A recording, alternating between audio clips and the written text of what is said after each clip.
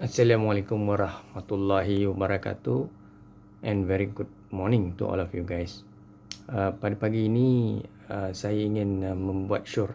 Syur ini dihantar kepada Yang di-Pertuan Agong Istana Negara Raja-Raja Melayu, Yang Amat Berhormat Perdana Menteri, Menteri Besar Ketua Menteri, Ahli Parlimen ADUN, Wakil Rakyat di Malaysia. Pertama sekali, saya sebagai Presiden Pertubuhan Masyarakat Sivil NGO tampil lestari untuk mengangkat suara hati denyutan nadi rintihan rakyat Akarumbi berkaitan dengan isu. Ada dua isu.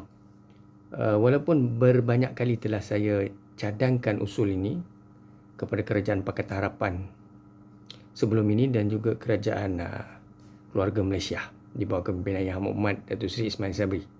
Yang ini saya akan buat hari ni. Ada dua perkara. Yang pertama sekali berkaitan dengan rumah rakyat.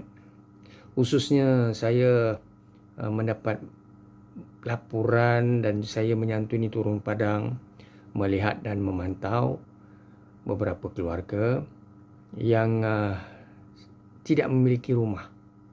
Ya. Tidak ada rumah. Hampir mungkin di penghujung usia kita semua ini. Bererti kalau kita dah nak masuk 60 tahun itu kita sebut sebagai warga emas. Ya saudara, tuan-tuan dan puan, ampun tuanku, Yang Muhammad Datuk Seri, ADUN Ahli Parlimen, kita mahukan supaya rakyat Malaysia ini mempunyai rumah. Kalau tidak mereka, anak mereka. Mungkin ibu bapa tidak mampu, tapi anak itu perlulah diberikan ruang dan peluang. Bagaimana caranya?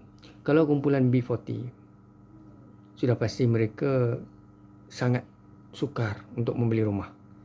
Kita yakin dan percaya kerajaan menyediakan pelbagai platform seperti rumah prima, rumah rakyat dan sebagainya. Tetapi oleh kerana kekangan dari segi pendapatan, kos hidup yang tinggi dan juga masalah kewangan, anak yang ramai, maka ibu bapa ini tidak mampu. Seperkara lagi saya ingin memberi sedikit pandangan berkaitan dengan bagaimana caranya untuk kita membantu kumpulan-kumpulan ini. Antara caranya adalah Baitul Mal. Baitul Mal ini adalah Majlis Agama Islam negeri. Kenapa saya sebut Yang Pertuan Agong Raja-Raja Melayu? Kerana kita maklum bahawasanya Raja-Raja Melayu dan Yang Pertuan Agong menjaga Majlis Agama Islam, ya, ataupun berkaitan dengan hal ehwal Islam setiap negeri adalah di bawah kuasa naungan Tuanku Sultan dan Raja-Raja Melayu. Ampun tuanku, Patik menyampaikan hasrat rakyat Akarumbi berkaitan dengan masalah kesulitan memperoleh rumah. Sebab itu saya syorkan Baitul Mal membuka atau menyelenggara atau menyediakan dana projek perumahan untuk umat Islam yang mungkin disebutnya sebagai kumpulan B40. Ada yang T20, tapi T20 ini sebenarnya bukannya kaya. T20 yang miskin tegah. Ramai T20 yang sebenarnya gaji mereka memang banyak dengan hutang. Jadi mereka juga bermasalah. Tapi fokus kita adalah kepada B40. B40 ini kumpulan yang gajinya adalah mungkin di bawah 3,000 atau 1,000 lebih. Yang saya peroleh adalah 1,000 lebih. Sangat menyedihkan. Jadi tuan-tuan dan puan, khususnya saya bawa perkara ini kepada Tuanku Sultan dan Raja Melayu, seterusnya Menteri Besar dan Ketua Menteri. Kita ada portion di Baitul Mal, beratus juta kita dapat. Baitul Mal boleh merangka dasar membangunkan projek perumahan yang berkualiti kepada umat Islam yang miskin, ibu ayah yang tidak mampu. Kalaulah rumah itu dibina 100,000, ya, dengan harga 100,000 contoh, dan Baitul Mal hanya menjual secara sewa beli 50,000 saja. Ya, 50,000 tu wave ataupun atas dasar asnaf. Ya. Jadi 50,000 tu bagaimana kaedah pembayaran? bayar sewa beli 100.5 setiap bulan, ya. Jadi kalau ibu ayahnya tidak mampu atau uzur atau meninggal, maka anaknya sambung bayar. Itu cadangan. Ini kita boleh lakukan daripada kita membiarkan umat Islam mencari alung, menyewa, ya, berbulan-bulan, bertahun-tahun, 20 tahun, 30 tahun menyewa. Ya.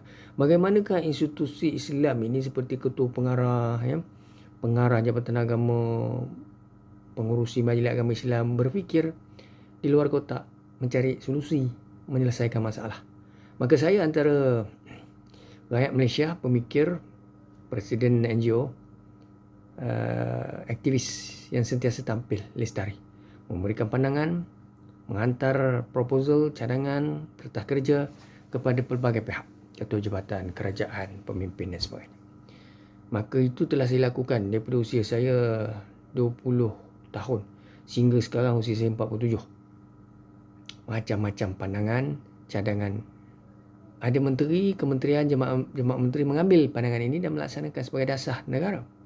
Tuan-tuan yakin atau tidak, itu terpulang.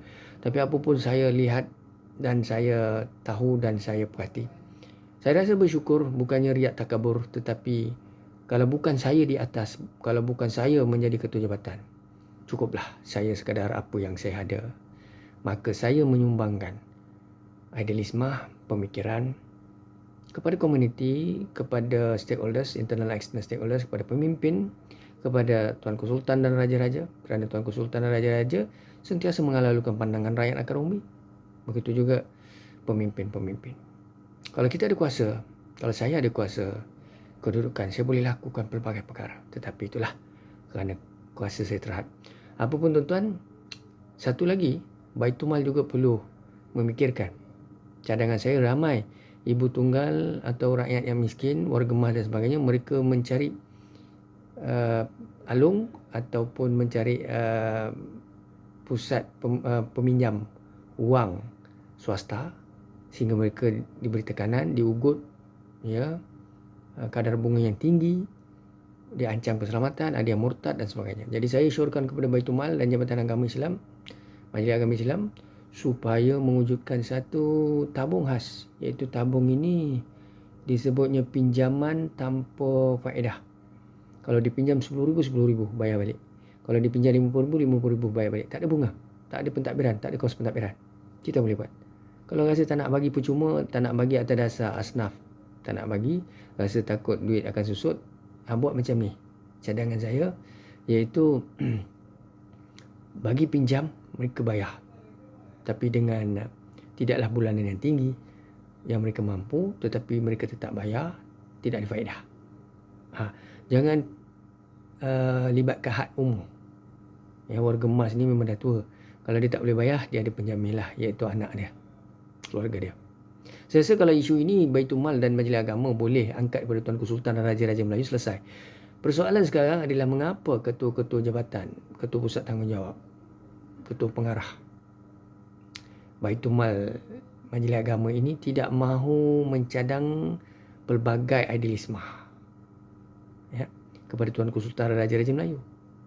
Saya telah mencadang di negeri saya dan ketua menterinya mengamalkan, atau menteri besarnya mengamalkan, dan dia tak sebut pun nama saya, tidak penting itu, ya, tetapi dia berjaya menyelesaikan beberapa isu berkaitan perumahan rakyat dan sebagainya. Jadi apa pun saudara, sama-samalah kita menyumbang untuk negara. Sangka baik. Kalau saya tidak bercakap, kalau tuan-tuan tidak bercakap, ibu ayah tidak bercakap, remaja anak tidak bercakap, bangsa Malaysia tidak bercakap, rakyat tidak bercakap, NGO tidak bercakap, siapa mahu membela masa hadapan rakyat dan negara? Fikirkan saudara. Jangan hanya menyuruh kami diam sahaja. Kalau semua orang diam, orang atas ini tak boleh fikir. Dan ketua-ketua jabatan yang ada jawatan pun tak mahu fikir. Jadi apabila kami mengangkat, ada pihak terasa dan mereka salah faham. Itu masalah mereka. Kita tidak boleh membuat semua orang suka kita.